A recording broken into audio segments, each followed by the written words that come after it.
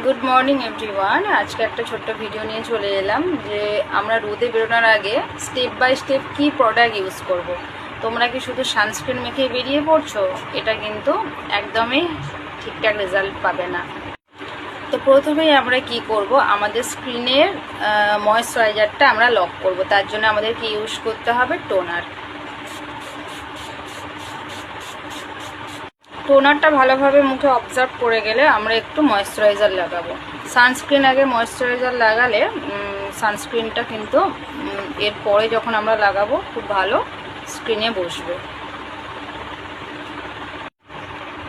তো আমি যে সানস্ক্রিনটা ইউজ করব সেটা হচ্ছে তোমার সাথে শেয়ার করি। এটা হচ্ছে গুড ভাইবসের একটা জেল ক্রিম বেশ সানস্ক্রিন। এটা SPF 50।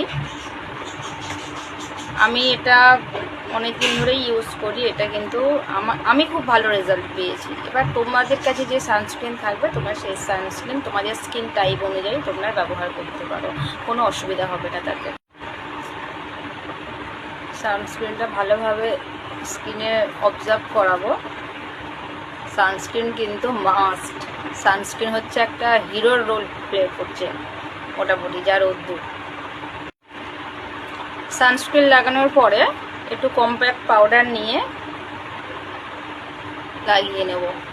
কম্প্যাক্ট পাউডারটা লাগালে কি হবে, সোয়েট কম হবে।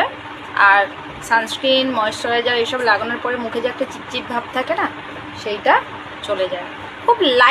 খুব লাইট একটা লেয়ার হবে।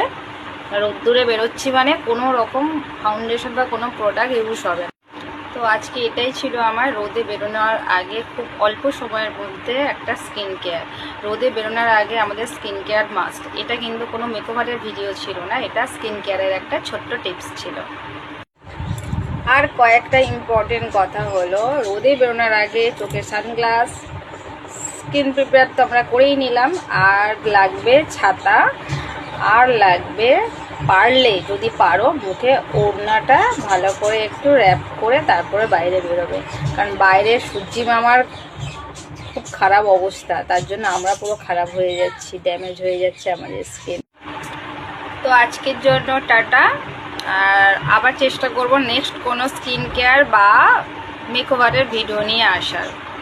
Thank you so much for watching this video.